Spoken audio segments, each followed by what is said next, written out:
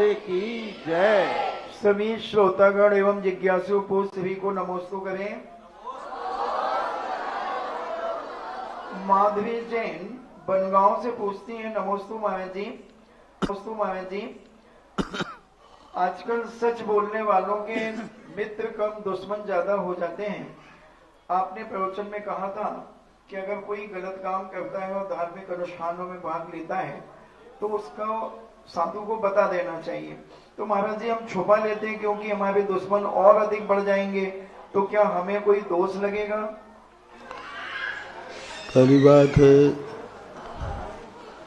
सत्य का यदि सही रसास्वादन हुआ है तो दुश्मनों से सत्य कभी डरता नहीं, क्योंकि दुश्मन कितना भी षड्यंत्र कर ले, अंतोगत्वा सत्य की ही विजय होती है। दूसरी बात, यदि धर्म आदि को विशेष हानि न हो और जहां अपना सत्य का समर्थन की संभावना न हो, वहां दोषवादे च मौन्यम, दोष आने पर मौन धारण कर लेना चाहिए। पूज्य गुरुदेव ने एक बहुत अच्छा युक्ति दी है, जवाब नहीं देना ही लाजवाब है। जवाब नहीं देना ही लाजवाब है, इसमें सारे अर्थ समाहित हो जाते हैं। दीप्ति नूतन जैन दिल्ली से पूछती हैं, नमोस्तु महाराज जी, कर्मों का फल खुद ही हमें भोगना पड़ता है। अगर हम क्षमा, समता, तप, संयम से एक भाव के कर्मों का अपकर्षण, उत्कर्षण, संक्रमण, उदीर्ण अगले भाव तक के लिए भी किया जा सकती है, एक भाव में किया जा सकता है, क्यों नहीं। उत्कर्षण अपकर्षण हजारों असंख्यातों वर्ष के लिए भी किया जाता है। हजारों असंख्यात वर्ष के बाद जो कर्म का उदय में आना है वो आज ही उदय में ला सकते हैं, एक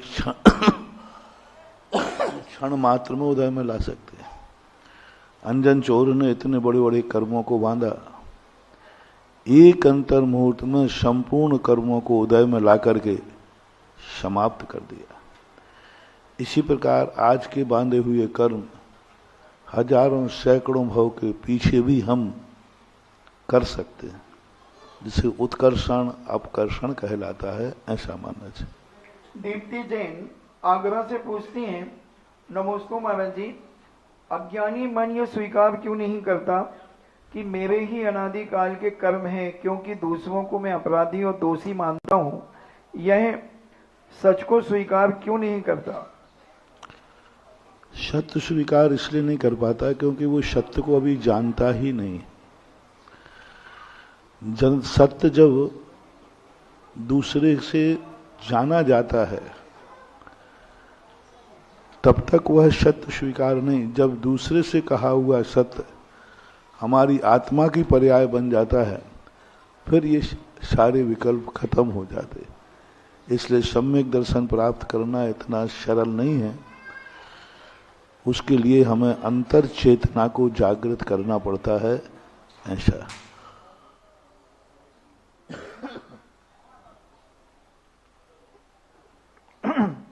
स्नेहा जैन पूछती हैं, प्रेमचंदा कॉलोनी आगरा से, नमोस्तु महाराज जी, कर्म के उदय के बिना कोई संयोग वियोग नहीं होते, क्या पुण्य पाप भी इसी प्रकार से होते हैं? पुण्य पाप भी तो एक कर्म ही है। अच्छे बुरे कर्म का उदय संयोग वियोग को हम टाल सकते हैं। किसी चीज का वियोग होने वाला है, यदि हम औषधि आदि मिल जाए तो वियोग टल जाता है। कोई अनर्थ होने वाला है, उसी समय हम क्षमता आदि भाव में आ जाते हैं तो टल जाता है। तो ये संयोग और वियोग को भी हम बहुत कुछ टाल सकते हैं। बुझते हुए दीपक को कभी कांच लगा दिया जाए या हाथ लगा दिया जाए तो बुझता हुआ दीपक भी बुझने से बच जाता है। ऐसे ही जिंदगी में है, जितने हमारे इष्ट अनिष्ट संयोग हैं उनको बहुत टलते ही हैं। ये जितने भी निमित्त हैं, पूजा है, पाठ है, भक्तियां हैं, ये सब क्या है?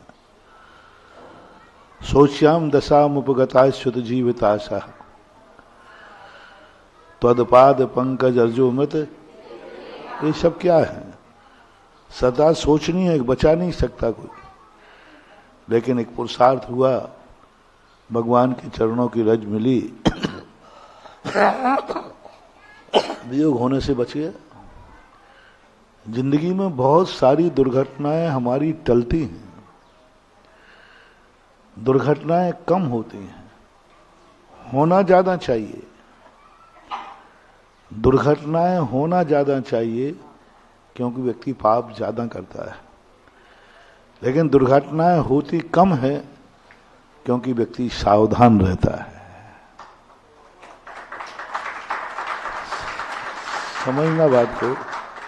इतने जीवों को जो व्यक्ति जिंदगी में मार देता है कि उन जीवों की मौत का यदि हमें फल मिले तो हम एक क्षण को भी जीने लायक नहीं बचेंगे। क्योंकि इतने जीवों को मार देता है व्यक्ति अपनी जिंदगी में कि उनका बदला लेने वो आ जाएं तो अपन जी ही नहीं सकेंगे। लेकिन सावधानी की बदौलत कितने लोग रास्ते में चलते हैं, एक्सीडेंट के चांस ज्यादा हैं, लेकिन सावधानी से बोर्ड लगा दिया जाता है, गाड़ी में ब्रेक होते हैं, गाड़ी में बचाने वाले गुब्बारे होते हैं, वो बेल्ट लगा देते हो। ये सब क्या है? ये सब बचने के उपाय हैं। तो कुदरत हमारे लिए बहुत कुछ वीआईपी व्यवस्था किया। जितना व्यक्ति अपराध करता है उतनी इसको सजा मिलती नहीं है। यदि सावधान हो जाए तो बहुत कुछ हम किए हुए पापों की सजा को माफीनामा के रूप में बदल देते हैं, बदल सकते हैं, बदल रहे हैं। झलक जैन आगरा ट्रांस जमुना कॉलोनी से पूछती है, नमस्ते महाराज जी, संयोग सिद्ध और स्वभाव सिद्ध ये क्या होते हैं? किस प्रकार से संयोग सिद्धि का अर्थ होता निमित्त पा करके कोई सिद्धि हो जाती है। कोई संयोग मिल गया तो सिद्धि हो गई, वैसे नहीं होती। स्वभाव सिद्ध यानी कोई लोग स्वभाव से सज्जन होते हैं, नेचुरल रूप से कई लोगों की समता प्रकृति होती है, उनको समझाना नहीं पड़ता, वे नेचुरल रूप से और कुछ लोग ऐसे होते हैं जो समझाने के बाद समझ जाते हैं। तो स्वभाव सिद्ध और संयोग सिद्ध। जैसे कोई दो व्यक्ति को क्रोध आ गया, थोड़ा महाराज ने समझा दिया, क्रोध शांत हो गया। और एक स्वभाव से ही शांत था, किसी ने गाली दिया, उसको गुस्से नहीं आया, बोले दे दिया होगा। तो ऐसे दोनों चीजों को मान लेना चाहिए। महाराज जी, दुष्कर्मों की निर्जरा, अभिपिता जैन थानबला से पूछती है, दुष्कर्मों की निर्जरा दुख का कारण कैसे हो सकती है? इसलिए हो सकती है क्योंकि निर्जरा उदय पूर्वक होती है। और जब हम दुख कर्मों की निर्जरा करेंगे, जैसे हम लोग 24 घंटे निर्जरा करते हैं, इसलिए हम लोग 24 घंटे दुख का सामना करते हैं। तुमने मां साधु की चर्या देखी होगी, 24 घंटे में सबसे ज्यादा साधु के पास दुख के निमित्त होते हैं और वो दुख झेलता है। क्यों? क्योंकि कर्मों की निर्जरा होगी, वो उदय में आएंगे, दुख देंगे। तो जितने कर्म हम निर्जरा करते हैं वे नियम से दुख तो देंगे, और इस दुख को यदि हम क्षमता से सहन करते हैं तो आगे भविष्य के लिए हमारा दुख खत्म हो जाता है। तो जितनी जितनी, इसलिए तो धर्मात्माओं को आपने देखा होगा धर्मात्मा ज्यादा कष्टों में रहता है, और वो धर्मात्मा जानता है कि मैं उपवास करूंगा तो प्यास, आगे बोलो, मैं उपवास करूंगा तो भूख, गर्मी भी लगेगी। वो जानता है कि नहीं, फिर क्यों करता है? इसलिए करता है कि ये दुख तो हम उठा लेंगे, लेकिन अंदर बंधा हुआ जो कर्म है, जो हमें भिखारी बनाने वाला था, वो एक दिन के उपवास में निकल जाएगा।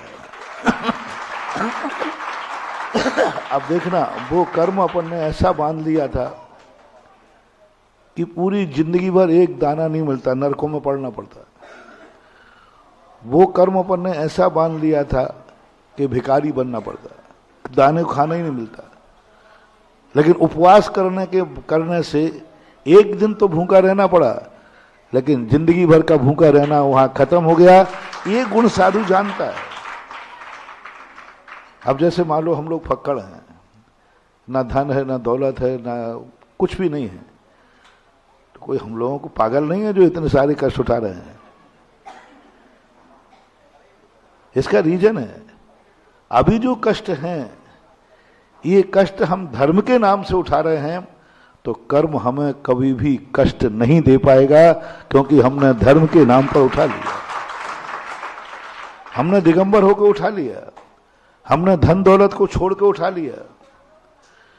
एक कर्म सब कुछ छीन लेगा और एक धर्म के कारण सब कुछ छोड़ देगा। दोनों में इज्जत किसमें है ना? एक कर्म ने सब कुछ छीन लिया, कुछ भी एक कौड़ी भी नहीं रही, उसको भिखारी बोलते हैं। और जिसने सब कुछ छोड़ दिया, एक कौड़ी भी नहीं रखा, उसको भिक्षु बोलते हैं। दोनों में कितना अंतर है, कितना अंतर है। एक की शव यात्रा होती है, एक की शिव यात्रा होती है। इसलिए तुम ये मत समझो कि महावीर स्वामी ने हमारी चर्या बहुत कठिन बना दी। और हम सब साधु जानते हैं कि इसमें सब में दुख है। पैदल चलूंगा दुख होगा कि नहीं? सड़क पर कंकड़ चुभेगा तो दुख होगा कि नहीं? केशरंच करेंगे तो दुख होगा कि नहीं? होगा। सब कुछ मालूम है, साधु को भी मालूम है, और महावीर स्वामी को भी नियम बनाते समय मालूम था कि जो नियम मैं बना रहा हूं, इससे हमारे भक्त को कष्ट होगा, लेकिन उसका जो परिणाम मिलेगा, वो परिणाम ऐसे ही होता है जैसे डॉक्टर ऑपरेशन करता है तो दुख तो होता है, लेकिन जिंदगी भर का कष्ट समाप्त हो जाता है, ऐसा मानना चाहिए। डॉक्टर सोनू जैन काकरौली से पूछती हैं, नमोस्तु महाराज जी, छद्मस अवस्था और छाये ज्ञान से सर्वज्ञ अवस्था कैसे जानी जाती है? पूज्यवर समंत भद्र महाराज जी ने रत्न करंड श्रावकाचार के अंतर्गत सर्वज्ञ को जानने की परिभाषा बनाई 18 दोषों से रहित। जो दोषों से रहित है, हम गुणों को नहीं जान सकते, हम दोषों को जान सकते। गुण हमारे ज्ञान का विषय नहीं है, गुण हमारे ज्ञान में आए नहीं है, क्योंकि हमने गुण कभी प्राप्त किए ही नहीं। हमारे अनुभव में दुर्गुण है। हम दोषों को जानते हैं क्योंकि हमने अनादिकाल से दोष ही दोष किए हैं, तो दोषों का ज्ञान हमें है। बस जिसमें ये 18 दोष न पाए जाएं, नियम है, उसमें सर्वज्ञ के गुण हैं। क्षुत् पिपासा जरातंक जन्मांतक भयस्मया राग द्वेष मोहस्य यस्याप तथा शाह प्रकीर्तते। ये 18 दोष सबसे बड़े सर्वज्ञ भगवान के, ये अपने ज्ञान में आ रहा है। भगवान है, रोटी तो नहीं खा रहा है और फिर भी जिंदा है, प्यास नहीं है, बुढ़ापा नहीं है, रोग आदि नहीं है, पसीना आदि नहीं आ रहा है। इसलिए 18 दोष सबसे बड़ी चीज है। और आपकी मेरी भावना में कितनी अच्छी बात भाई सर्वज्ञ की। कौन है भगवान? हमें नाम से कोई लेना देना है ही नहीं। जिसने राग द्वेष कामादिक जीते सब जग जान लिया, सब जीवों को मोक्ष मार्ग का निष्प्रय बुद्ध वीर जिन हरिहर ब्रह्मा, या उसको स्वाधीन कहो। तुम ही खुद सर्वज्ञ बन जाओ ना। स्वाधीन यानी मैं खुद सर्वज्ञ हूं। जैन दर्शन कहता है हमें कोई आपत्ति नहीं, यदि सब व्यक्ति कहें, आप लोग भी कहो मैं सर्वज्ञ हूं, कह दो। जैन दर्शन कहता है कोई फर्क नहीं पड़ता, सब सर्वज्ञ। बुद्ध सर्वज्ञ, बोले सर्वज्ञ। हर व्यक्ति सर्वज्ञ है। बस तीन चीजें नहीं होना चाहिए, राग द्वेष और कामादिक विकार नहीं है तो तुम सर्वज्ञ हो, बाकी पाखंडी हो। कितना बढ़िया, जिसने राग द्वेष कामादिक जीते सब जग जान लिया, ऐसा मान। दीक्षा जैन हरिभगत आगरा से पूछती हैं, नमोस्तु महाराज जी, अन्वय व्यतिरेक संबंध क्या होता है? अन्वय व्यतिरेक संबंध कहलाता है जहां यह है वहां वह है, जहां यह नहीं है वहां वह भी नहीं है। जैसे जहां जहां धुआं है वहां वहां अग्नि है, और जहां जहां अग्नि नहीं है वहां वहां धुआं भी नहीं है। ये अन्वय व्यतिरेक संबंध कहलाता है। अब हम सभी जिज्ञासा समाधान के लाइव सेशन की ओर चलते हैं। आज हम चंद्रभान सिंह महाविद्यालय छतरपुर रोड महोबा से इस जिज्ञासा समाधान का कार्यक्रम जिनवाणी चैनल, सुधा कलश चैनल, आदिनाथ चैनल और पुण्योदय के माध्यम से विश्व के 200 देशों में देखे जाने वाले इस बहुचर्चित कार्यक्रम में सभी श्रावक श्राविकाओं की ओर से गुरुदेव के चरणों में त्रिवार नमोस्तु प्रेषित करते हुए निवेदन करता हूं कि हे गुरुदेव, हमारी जिज्ञासाओं का समाधान कर हमारा मोक्ष मार्ग प्रशस्त करें। नमोस्तु गुरुदेव, नमोस्तु गुरुदेव। प्रथम जिज्ञासा के लिए आमंत्रित करता हूं श्रद्धा भक्ति ग्रुप छतरपुर, और तैयार रहेंगी श्रीमती श्रुति जैन छतरपुर।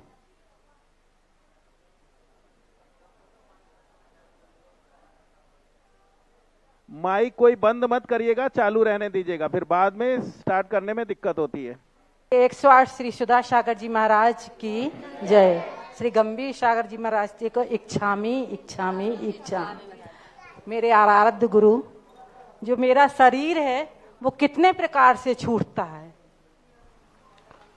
शरीर छोड़ने के तो अनेक अनेक तरीके हैं। त्यक्त, चावत और च्युत, ये 3 प्रकार के। त्यक्त जो छोड़ा जाता है अपने आप छोड़, जैसे उम्र खत्म हो जाती है तो छूट जाता है। चावत जो दूसरों के द्वारा मर्डर आदि मार दिया जाता है, जहर आदि के द्वारा, आत्महत्या आदि के द्वारा, दूसरों के द्वारा जो समाप्त, ये छूट जाता है।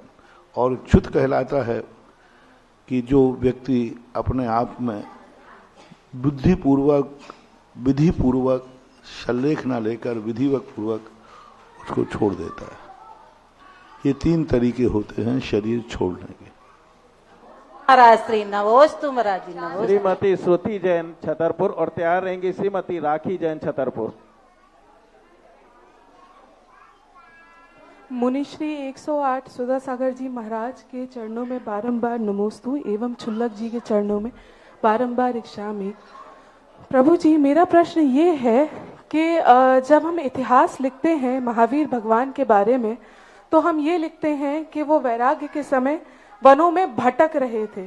तो ये जो शब्द है, ये जो हम शब्द का प्रयोग करते हैं इतिहास लिखते समय, इसको हटाने के लिए हमें क्या प्रयास करने चाहिए और क्या ये सही है? भटक नहीं रहे थे, वो सही रास्ते पे चल रहे थे, क्योंकि मोक्ष का रास्ता वनवास में से ही जाता है। भटकना उनको बोलते हैं जो जिस रास्ते पे चलना चाहें और वो रास्ता उनको नहीं मिल रहा है। महावीर तो प्रसन्न थे, अपने मन में, उनके मन में कभी नहीं आया कि मैं भटक रहा हूं, कभी नहीं आया। और जब ये नहीं आया तो भटक रहे थे, ऐसा उनको कह नहीं सकते। ये नास्तिक लोग कहते हैं कि भटक रहे थे, रास्ता ही वही था। क्योंकि जितने भी महापुरुष ये बड़े बड़े पहाड़ों पर से मोक्ष गए हैं, तो मोक्ष जाने का रास्ता उनको वहीं से था, निर्विकल्प होने का रास्ता उनको वहीं से था, ऐसा लगता है। हर व्यक्ति को दूसरे का रास्ता भटका हुआ लगता है, लेकिन भटका हुआ जब माना जाए जब वो स्वयं को लगे कि मैं भटक गया हूं, तब वो भटका हुआ माना जाता है, ऐसा माना। श्रीमती राखी जैन छतरपुर और तैयार रहेंगे श्री अभिषेक जैन कुपी परिवार प्रबंधक भेल भोपाल।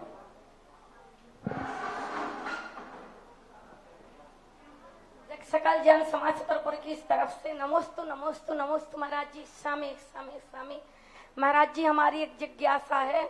मैं 4 मार्च को मैं बधा जी गई थी अभी, तो हमारा एक्सीडेंट हो गया था, मोटरसाइकिल से गिर गई मैं, सामने आके मारुति हमारे सामने खड़ी हो गई। मैं बहुत बड़ी दुर्घटना से बच गई हूँ। किस पुण्य के उदय से बची हूँ, मैं ये पूछना चाहती हूँ।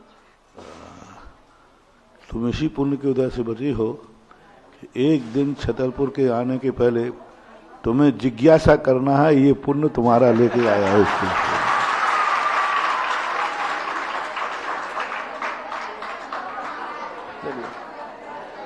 श्री अभिषेक जैन कुपी परिवार और तैयार रहेंगे श्री अरुण जैन अध्यक्ष छतरपुर जैन समाज। सुधा चरण भैया समय नहीं है, समय नहीं, जिज्ञासा करें। पर जिज्ञासा है कि जिज्ञासा गुरु आपसे करिए आप निदान, आचार्य प्रवर विद्या गुरु पहुंचे किस स्थान, पहुंचे किस स्थान, कहां पर दिव्य देशना, समता पूर्वक मरण समाधि रही लेसना, कैसे हो परिणाम करें हम जतन कौन सा, दिग दिगंत जीवंत गुरु भगवंत आत्मा। आखिर हमारे ऐसे कौन से कार्य होने चाहिए कि ये हमारी भारतीय संस्कृति जयवंत रहे और आचार्य भगवान की ध्वजा पताका युग युगों तक जीवंत रहे। नमोस्तु भगवान, नमोस्तु भगवान। आचार्य श्री कहाँ गए, महापुरुष कहाँ गए हैं, ये अपन को विचार नहीं करना। महापुरुष जो रास्ता बता के गए हैं उस पर हमें चलना है, क्योंकि मंजिल तो महापुरुष पहले से ही जान चुके हैं। तो वो उस रास्ते को जो है वो तो मंजिल पर पहुंच ही गए, लेकिन वो जो हमें रास्ता बता के गए हैं वही रास्ता हमारे लिए चलना, यही सच्चे गुरु का परिचय है और पहचान होती है। इसलिए संस्कार और संस्कृति को बचाने के लिए हमें जो महापुरुष संकेत देते हैं उन संकेतों को ही अपन साकार रूप करें, ऐसा करना, यही सबसे। श्री अरुण कुमार जैन अध्यक्ष छतरपुर जैन समाज और तैयार रहेंगे श्री शुभम जैन पटेरा। मेरे आराध्य गुरु सुधा सागर जी को नमोस्तु नमोस्तु नमोस्तु। शुल्लक जी एक क्षामी महाराज श्री, ये 12 वर्ष की जो संलेखना होती है कैसे होती है और क्या है? 12 वर्ष की संलेखना आज हम नहीं ले सकते। ओम शांति। क्योंकि हमें आयु के अंत का निर्णय करने वाला आज कोई साधन नहीं है, कोई अवधि ज्ञानी नहीं है, कोई निमित्त ज्ञानी नहीं है, मात्र अनुमान ज्ञान है। कई बार कई साधुओं ने 12 वर्ष की संलेखना ली, लेकिन वो उल्लंघन कर गए बाद में।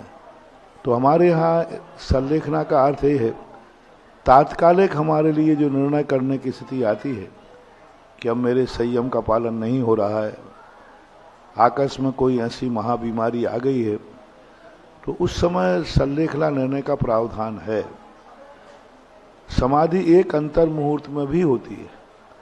जैसे मान लीजिए सडनली हम जा रहे हैं, एकाएक महसूस हुआ कि अब बचना मुश्किल है, तो वो उसी समय संलेखना सब प्रकार के अन्न जल का त्याग करके, सब जीवों को क्षमा करके और अंतरंग में क्षमा मान करके मर जाता है, तो एक अंतर मुहूर्त में हो जाती है। संलेखना लेने वाले के परिणामों के ऊपर आधारित है कि उसके परिणाम अंत में कैसे रहे, अपन एकदम निर्णय करने में सक्षम नहीं है। इसलिए 12 साल वाली संलेखना आज प्रासंगिक नहीं है। श्री शुभम जैन पटेरा और तैयार रहेंगे श्री जितेंद्र जैन शास्त्री अहमदाबाद। आचार्य भगवान की तपोस्थली और कुंडलपुर की तलहटी पटेरा से मैं व मेरे परिवार की ओर से गुरुदेव के चरणों में नमोस्तु, छुल्लक जी के चरणों में इच्छामी, समस्त पीएनसी परिवार आगरा की ओर से गुरुदेव के चरणों में नमोस्तु भगवान। गुरुदेव, मेरी जिज्ञासा है, जब व्यक्ति संघर्ष के दिनों में होता है और संघर्ष कर रहा होता है तो भगवान की शरण में बहुत जाता है, परंतु जब वो संघर्ष खत्म हो जाते हैं और सुख समृद्धि को प्राप्त हो जाता है तो शरण से थोड़ा हल्का हल्का वो नहीं रहता जब वो संघर्ष के दिनों में जुड़ना चाहता है। तो ऐसा क्या करें गुरुदेव, आप हमें मार्गदर्शन करें कि हमेशा प्रभु की श्री चरणों में जुड़े रहें। नमोस्तु भगवान।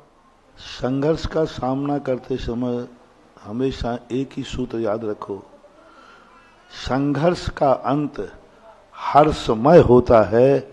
यही सिद्धांत हमें संघर्ष को जीतने की ताकत देता है। जितने महापुरुष हुए, आज दुनिया में वही महापुरुष प्रसिद्धि को प्राप्त हैं जिन्होंने संघर्ष झेला है।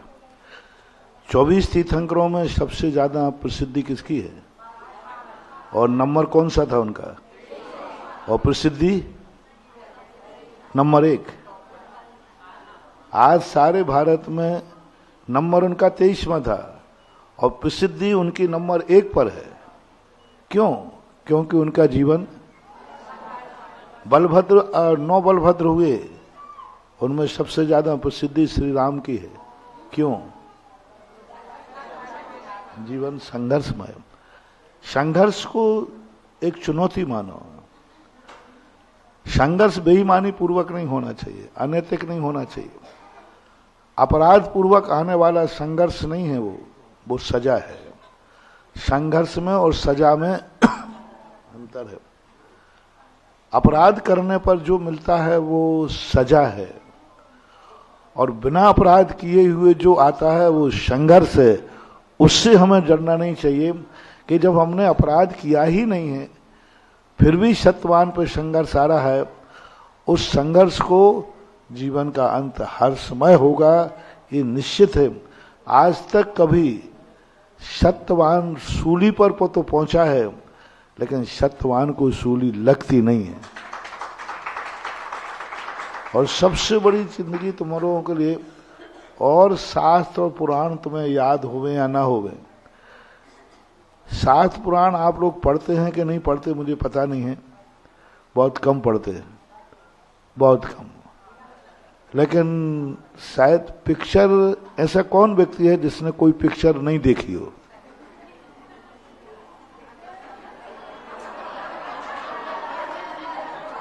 अब आप मेरे से भी मत पूछ लेना, मैंने भी देखी है। हाँ, नहीं तो कहो महाराज जी आप बोलो आपने देखी कि नहीं देखी? भाई देखिए, वो तो देखिए, ये तो देखी नहीं देखी, अभी नहीं देखी है ना, सबने देखी है। तो उसमें सबसे बड़ा देखो, संघर्ष, खलनायक संघर्ष में रहता है कि हीरो, लेकिन अंत है बस यही है। एक पिक्चर में हीरो पूरी पिक्चर में संघर्ष ही संघर्ष झेलता है, और हर्षमय जीवन रहता है खलनायक का, लेकिन अंत में हीरो का जीवन हर्षमय होता है और उसका अपराधमय होता है। हीरो बनना है तो संघर्ष झेलना ही पड़ेगा, उसको कोई टाल नहीं। श्री जितेंद्र जैन शास्त्री अहमदाबाद, और तैयार रहेंगे श्री चतुर सिंह जी पत्रकार छतरपुर। मेरे इष्ट एवं आराध्य गुरुदेव के चरणों में बारंबार नमोस्तु, मेरे पूरे परिवार का बारंबार नमोस्तु। पूज्य गुरुदेव, मेरा परम सौभाग्य है और आपके श्री आशीर्वाद से संस्थान ने मुझे अहमदाबाद गुजरात के एरिया में शिविर लगाने का अवसर दिया। महाराज जी, आपके चरणों में बहुत बहुत आभारी हूँ कि एक इतना बड़ा कार्य मुझसे छोटे बालक को मिला है। पूज्य श्री, आपके आशीर्वाद से गत वर्ष सम्यक ज्ञान प्रभावना समिति, जो कि धर्म प्रभावना के निमित्त से आपके चरणों में इसका गठन हुआ था, उन सभी सदस्यों का आपके चरणों में बार बार नमोस्तु नमोस्तु नमोस्तु। महाराज जी, मेरी जिज्ञासा ये है, लगभग 2 वर्षों से अहमदाबाद के गुजरात शहर में और आसपास के स्थानों पर शिविर लग रहे हैं। महाराज जी, शुरुआत में तो सब लोगों ने टेस्ट किया कि शिविर कैसे हैं, क्यों लग रहे हैं, लेकिन महाराज जी अभी गत वर्ष जब शिविर लगे, लगभग 35 स्थानों पर शिविर लगाए गए, और महाराज जी इस वर्ष अभी गर्मी का समय आया नहीं है, लेकिन अभी से समाज के आगे से फोन आ रहे हैं और लगातार आगे से फोन लगा करके स्वयं से स्वीकृति प्रदान कर रहे हैं कि हमको हमारे यहाँ पर शिविर लगाना है। महाराज जिज्ञासा ये है कि शिविर के स्थान तो बढ़ रहे हैं, महाराज जी हम ऐसी क्या व्यवस्था बनाए कि शिविर के साथ साथ शिविरार्थियों की संख्या भी बढ़े। और पूज्य श्री इसमें एक निवेदन और ये भी है कि इन शिविरों में हम ऐसा क्या करें कि हर बच्चा आबाल वृद्ध आचार्य भगवंत के व्यक्तित्व कर्तृत्व से परिचित हो सके। और पूज्य श्री इस शिविर की डेट भी आपके मुखारविंद से उच्चारित हो। अब सभी की शिविरों की डेट तो अलग अलग होती है, जहाँ जैसी अनुकूलता होती है। फिर भी अभी 2 साल पहले श्रमण सिंह संस्थान ने संस्थान के 25 वर्ष पर रजत पे शिविर लगाए थे। इस बार के सारे भारत के शिविर पूज्य गुरुदेव के विनयाञ्जलि के रूप में उपकारी महोत्सव के रूप में लगाए हैं। प्रश्न आया है तो संस्थान के लिए भी, सांगानेर संस्थान के लिए भी संदेशा है कि पूज्य आचार्य महाराज का उपकारी महोत्सव के रूप में सारे भारत के जितने शिविर लगे श्रीमन संस्कृति संस्थान सांगानेर से, उसके ऊपर स्पष्ट लिखा जाए संत शिरोमणि आचार्य विद्यासागर महाराज के उपकारी महोत्सव के रूप में, विनयाञ्जलि के रूप में इन शिविरों का इस बार आयोजन किया जाए। उस आयोजन में एक प्रतियोगिता, पढ़ाई तो सब होगी जो छह ढाला वगैरह सब पढ़ाते हैं, उसमें एक प्रतियोगिता कोई 1 घंटे का 1 दिन का पूज्य गुरुदेव के ऊपर रखी जाए। एक आचार्य महाराज के ऊपर एक प्रतियोगिता, हर शिविर में आचार्य महाराज के ऊपर एक प्रतियोगिता रखी जाए और शेष जो पढ़ाई होती है वो तो पढ़ाना ही है, लेकिन एक प्रतियोगिता आचार्य श्री के ऊपर रखी जाए। 1 दिन का ऐसा कार्यक्रम वहाँ की समाज और संस्थान से मिलकर के इसकी भूमिका बना ली जाए। आपके लिए जो पूछा था तो आखा तीज का अक्षय तृतीया के लगभग की तारीख निश्चित कर लेना। अक्षय तृतीया आ रही है उस समय की। बाकी सभी लोग स्नातक, सारे भारत के स्नातक पुनः जाग जाएं। जैसे रजत महोत्सव में प्रत्येक स्नातक ने पूरे भारत में अपने अपने गांवों में, अपने अपने जिलों में, अपने अपने नगरों में जिस उत्साह से शिविर लगाए थे, इस बार पूज्य आचार्य श्री के उपकारों से उपकृत होकर के उपकारी महोत्सव के रूप में सारे स्नातकों को छोटा बड़ा शिविर लगाए, लेकिन शिविर लगाना है। के स्नातकों को जो संदेशा है अभी से तैयारी शुरू कर दें।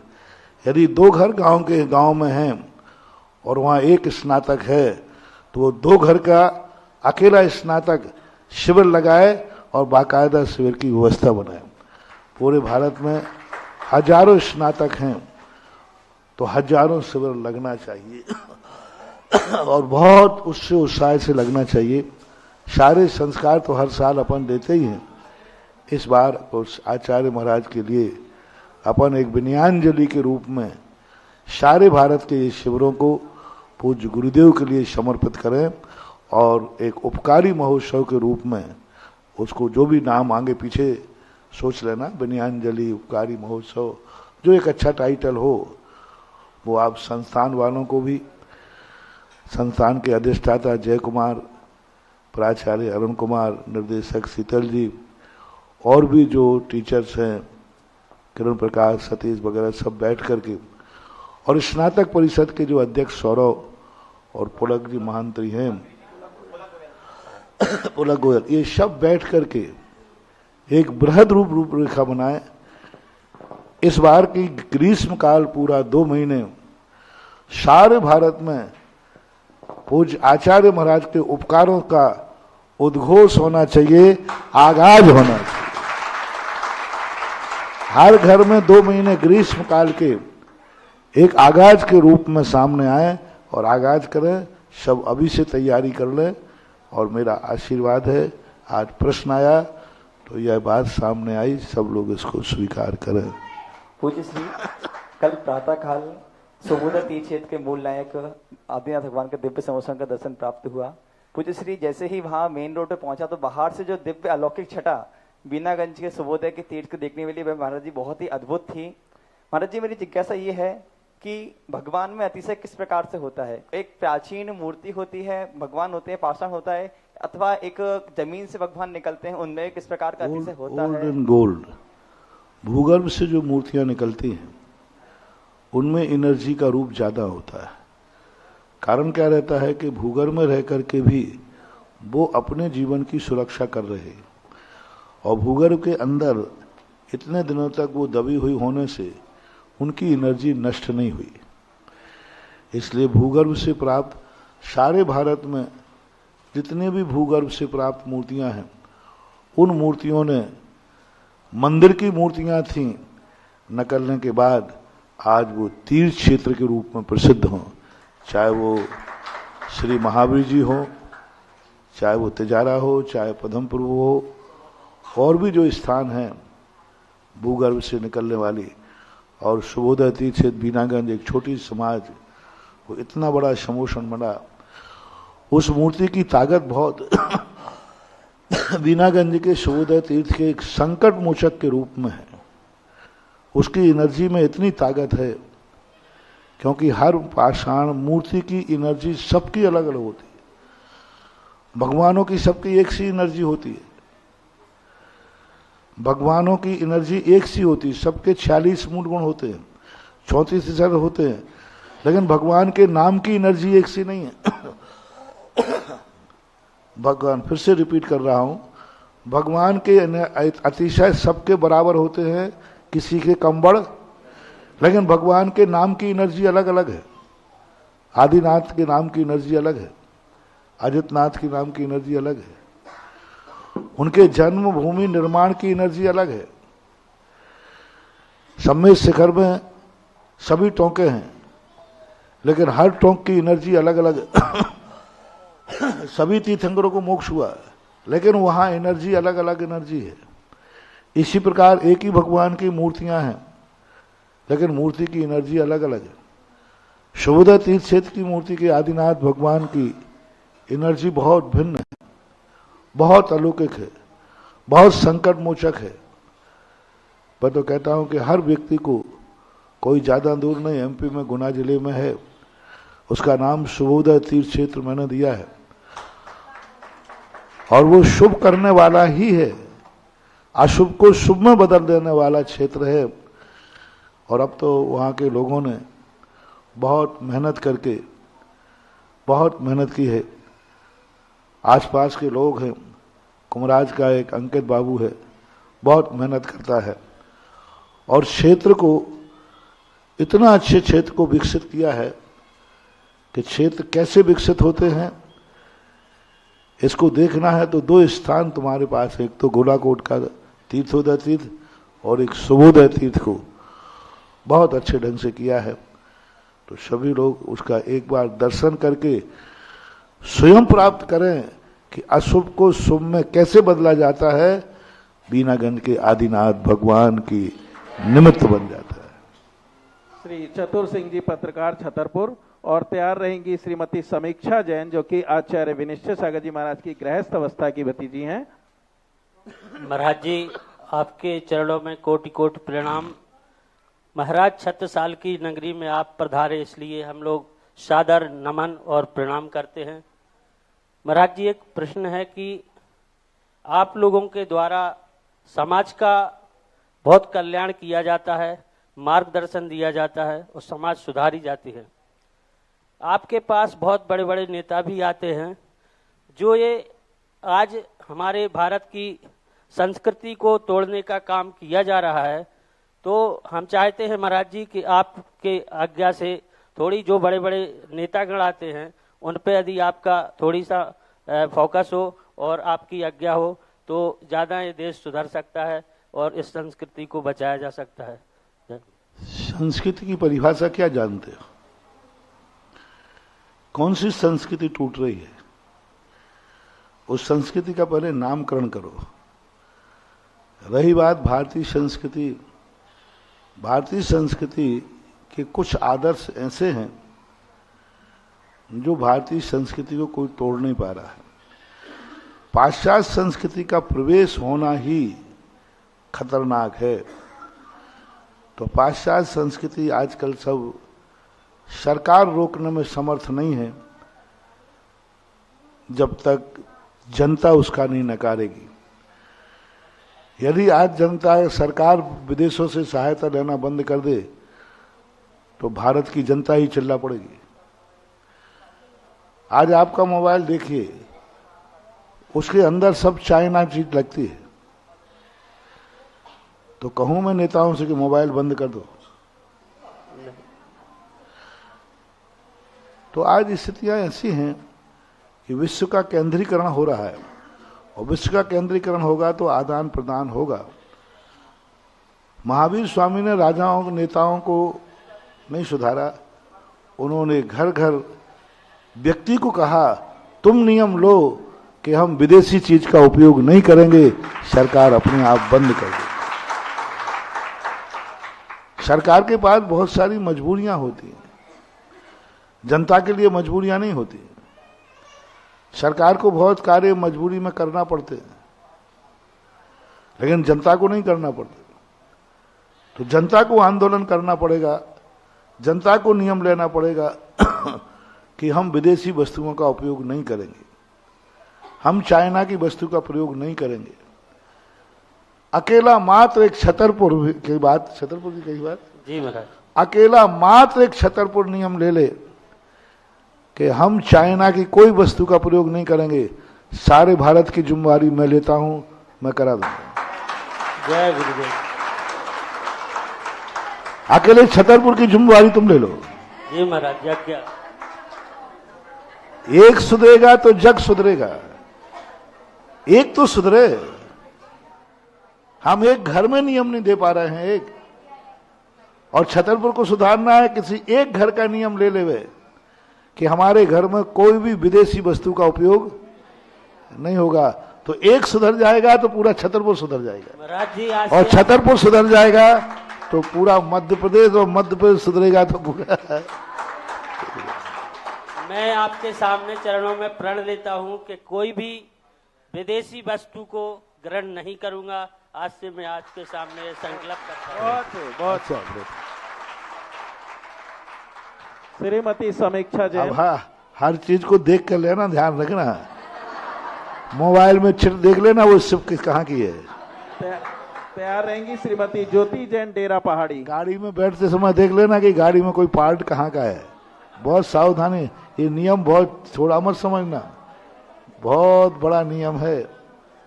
ये नियम आज के समय में ऐसा है कि एक व्यक्ति ने बातों बातों में कहा कि महाराज हमें कोई ऐसा कोई ओम शांति, बोले एक नियम ले लो। तो उसने कहा ठीक है मैं पत्थर नहीं खाऊंगा, पत्थर नहीं खाऊंगा। उसने कहा पत्थर कोई खाता भी नहीं है। घर जाके पहुंचा तो बोले आज मैं महाराज से एक नियम लेके आया। बोले पत्थर नहीं खाऊंगा। बोले बेटा अब तो तू मर जाएगा। बोले क्यों? बोले आटा तो पत्थर की चक्की पे पिसता है, और पत्थर घिस करके आटे में, और पानी तो पत्थर में ही मिलता है। तो वो नियम इतना कठिन हो गया कि वो आया, बोले महाराज जी आप भली मुझे मुनि महाराज बना दो, क्योंकि कम से कम मुनि महाराज बनने में एक टाइम तो इस नियम में तो बहुत मुश्किल हो जाता है। तो आज के नियमों को थोड़ा सावधानी से लेना बहुत अच्छी तरह। श्रीमती समीक्षा जैन। तैयार रहेंगी श्रीमती ज्योति जैन, डेरा पहाड़ी। मुनिवर के चरणों में मेरा, मेरे परिवार और सकल दिगंबर जैन समाज नौगांव का बारंबार नमोस्तु नमोस्तु नमोस्तु। छुल्लक जी के चरणों में इक्षामी इक्षामी इक्षामी। महाराज श्री आचार्य श्री जी का हाइकू है कि खेती बाड़ी है, भारत की मर्यादा शिक्षा साड़ी है। तो मेरा प्रश्न यह है कि महाराज जी मैं स्वयं और हम अपने समकक्ष महिलाओं को कैसे प्रेरित करें कि वह गुरु जी के कहे हुए इस हाइकू को चरितार्थ करें। नमोस्तु महाराज। सबसे पहले नारी को अपना रूप पहचानना चाहिए, क्योंकि नारी के अनेक रूप हैं। पहले बेटी होती है, फिर पत्नी होती है, फिर माँ होती है, फिर दादी होती है। अब इनके रूप हमें देखना है। बेटी तक के लिए तो हम नारी नहीं कहते, बेटी कहते। नारी संज्ञा शादी के बाद होती है। इसलिए यदि हर नारी अपने आप को पत्नी माने और पत्नी के भेष में ही बाजार में निकले तो नारी का सम्मान तो वैसे ही बढ़ जाएगा। पत्नी के बाद फिर वो सलवार कुर्ती नहीं, पत्नी के बाद साड़ी, और मां बनने के बाद उसका भेष मां का होना चाहिए, मां का भेष होना चाहिए।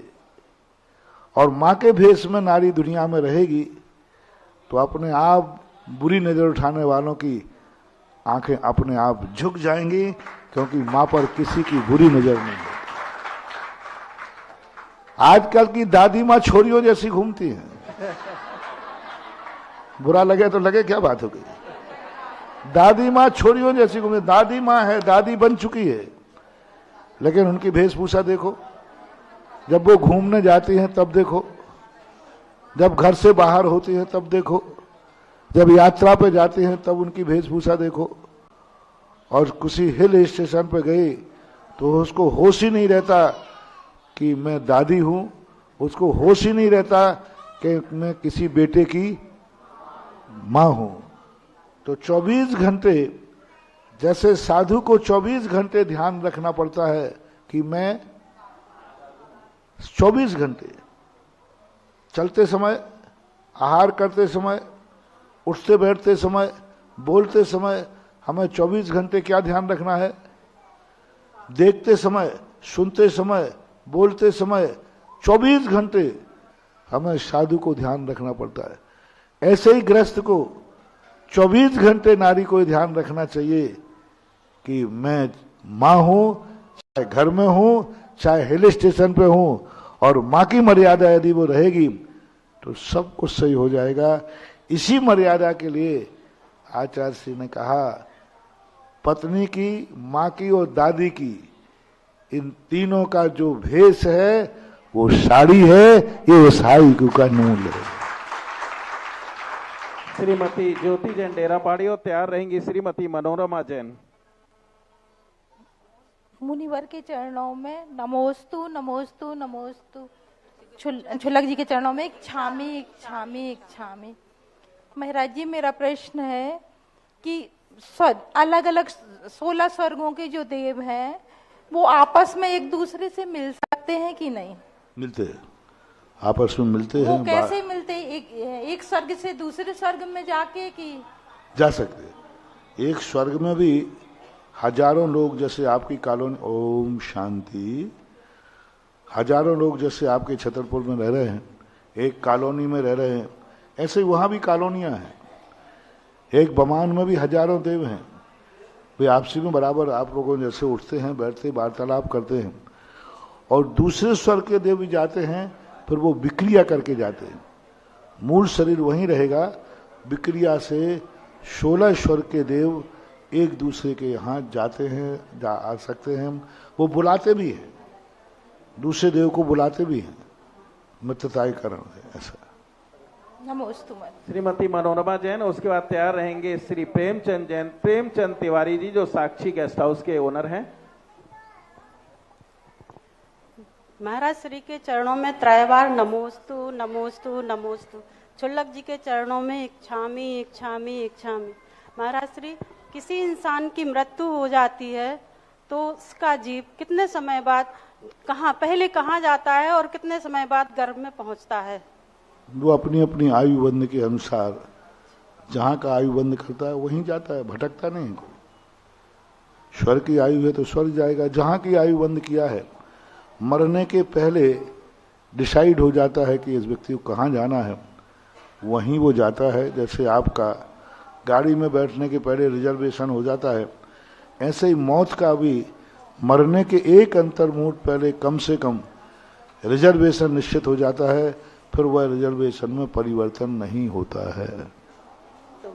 श्री प्रेमचंद तिवारी जी, यदि हो हमारे बीच में, नहीं तो मैं आमंत्रित करता हूं। छतरपुर से नाम ज्यादा है, समय कम है, इसलिए एक साथ मैं बुलाता हूं श्रीमती अलका जैन, साधना जैन छतरपुर, अलका जैन नौगांव, प्रमीला जैन छतरपुर, श्रीमती संध्या जैन, श्रीमती सुरभि जैन, श्रीमती प्रियंका जैन, श्रीमती किरण फट्टा, ये सब एक साथ आ जाएं और एक क्वेश्चन कर लें। श्रीमती स्नेहलता जैन फट्टा, श्रीमती ज्योति कमल जैन, ये सब एक साथ आ जाएं और एक साथ क्वेश्चन कर लें। नमोस्तु महाराज जी, नमोस्तु महाराज जी, नमोस्तु महाराज जी, इच्छामी महाराज जी, इच्छामी महाराज जी, इच्छा।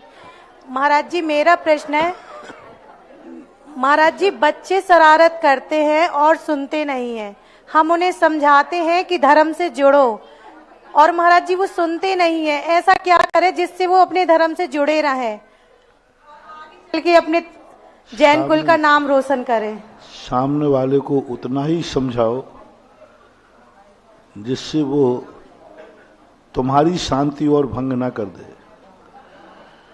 सामने वाले की बात करते तो बुद्धि नहीं, अपना समझा दिया, बात मान ली, नहीं मानता है तो उसकी गति उसके अनुसार होगी। अपना तुम्हारा एक भाव का संबंध है, निकल जाएगा, अपने अपने कर्मों का फल भोगते हैं, इसलिए समझाने तक ही सीमा रखो, संकलेश मत करो। श्री सुनील जैन नौगांव और डॉक्टर पीके जैन नौगांव एक साथ आ जाएं। एक शॉट। ओम शांति। क्या बात है भाई, आप लोग सावधान रहें, आप लोग ध्यान रखना चाहिए, आपकी आवाज सारे विश्व में जा रही है, थोड़ा मौन बैठे, इतना अनुशासनहीनता नहीं करना चाहिए। आप वहां बोल रहे हैं, आपकी आवाज अमेरिका भी जा रही कि आप बातें कर रहे हैं। सुधा सागर जी महाराज, सभी लोग एकदम मौन बैठ जाएं। नमोस्तु नमोस्तु नमोस्तु। इतनी आवाजें क्यों, पहली बार देख रहा हूं इतनी आवाजें। मनुष्य के पास भोग उपभोग की सभी सामग्रियां होती हैं, किंतु वह उनको उपयोग नहीं कर सकता, तो यह किस पाप कर्म का उदय होता है? हमारे यहाँ लाभांतराय कर्म और भोगांतराय कर्म अलग है। रोटी का लाभ होना जरूर नहीं कि वो रोटी का उपभोग कर सके। रोटी सामने रखी है लेकिन खा नहीं सकता, बीमारी है। मिष्ठान सामने रखा है खा नहीं सकता, शुगर है। तो लाभांतराय और भोगांतराय कर्म के उदय के कारण से वह व्यक्ति की स्थिति ऐसी बन जाती है। अब उस कर्म का क्षय उपशम जब बनेगा तभी संभव है, अन्यथा उसको नुकसान है। श्री सुनील जैन नौगांव और डॉक्टर पीके जैन नौगांव। महाराज जी के चरणों में बारंबार नमोस्तु नमोस्तु नमोस्तु। छुल्लक जी के चरणों में इच्छामी इच्छामी इच्छामी। महाराज जी हमारा प्रश्न है कि हो निमित्त आधीन आत्मा कर्म बांधता रहता है, वो कभी कभी ऐसा भी होता है उसे पता न चलता है, तो महाराज जी इन कर्मों से कैसे बचा जाए, इसके क्या उपाय हैं? कर्म बनता किससे है, यदि ये तुम्हें ज्ञान है जी महाराज जी, तो फिर उन बंद के कर्मों को छोड़ दिया जाए। महाराज जी पता नहीं चलता कि ये कर्मों का बंद हो रहा है। पता है, शास्त्र में स्वाध्याय करो। आप लोगों के लिए हमने स्वाध्याय एक स्कूल चलाया है प्रौढ़ लोगों के लिए। 12 वर्ष से 12 वर्ष से स्वाध्याय क्रम हमने चलाया सांगानेर से। आप उसमें भर्ती हो जाइए, आपको एक एक चीज का पता चल जाएगा कि क्या करने से कौन से कर्म का बंध होता है।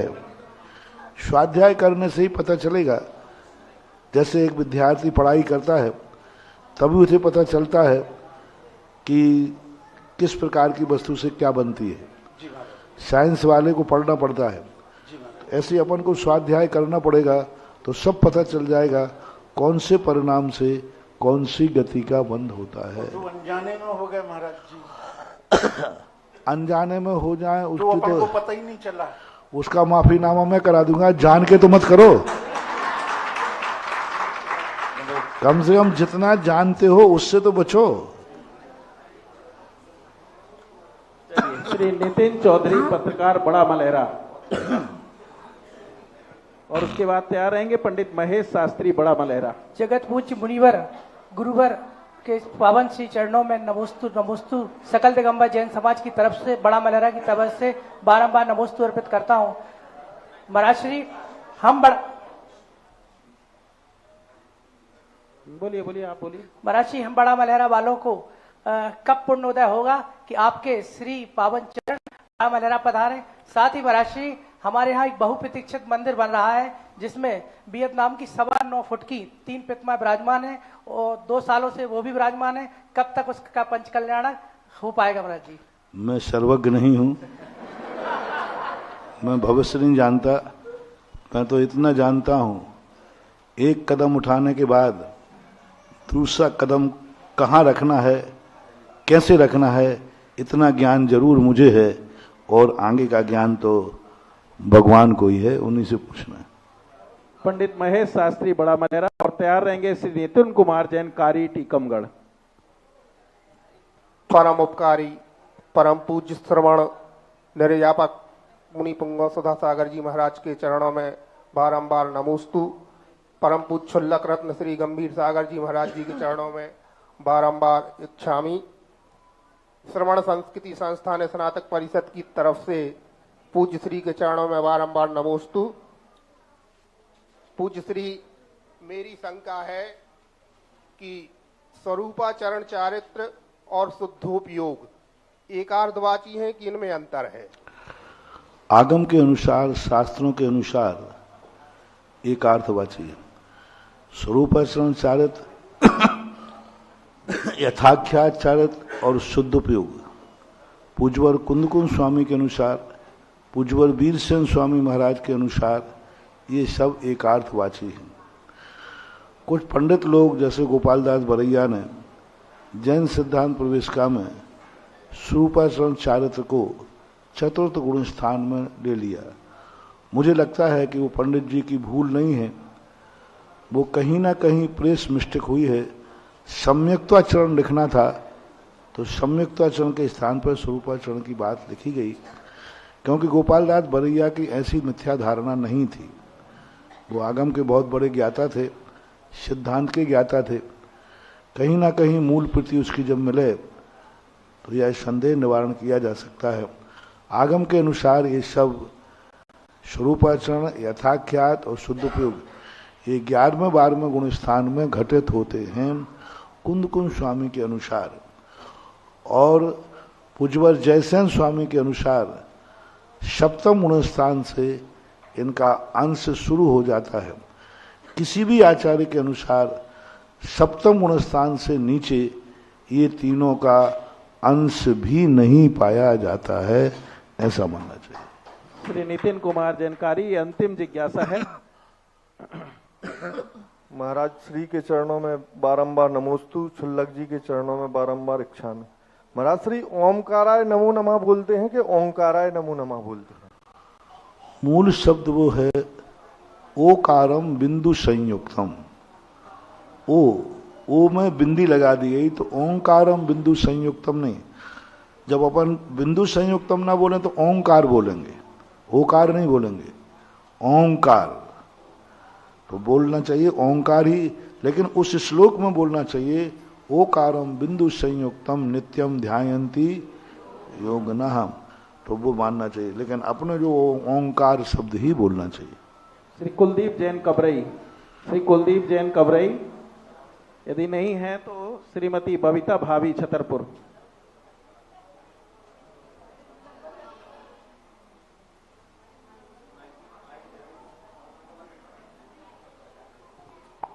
नमोस्तु महाराज जी, नमोस्तु।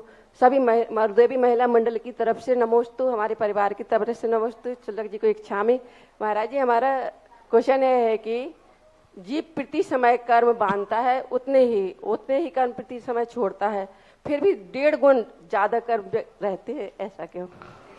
वो एक निश्चित संख्या नहीं है, वो एक प्रमाण दिया गया, 1.5 गुण हानि प्रमाण। 1.5 गुण हानि बांधता है, 1.5 गुण हानि छोड़ता है, 1.5 गुण हानि सत्ता में रहते हैं। तो 1.5 गुण हानि का रूप कई प्रकार से है। एक अनंत तो रहेगा ही, उसके ऊपर संख्यात, असंख्यात, अनंत, यानी एक फिक्स कर्म नहीं है। उस कर्म में जैसे दहाई होती है, दहाई 10 से शुरू होती है और 99 तक जाती है। 99 भी दहाई है और 10 भी दहाई है। तो 1.5 गुण हानि जो है इतने बीच में एडजस्ट हो जाता है, लेकिन उसको कहा जाएगा दहाई ही, ऐसा माना। चलिए श्रीमती ममता जैन, नौगांव।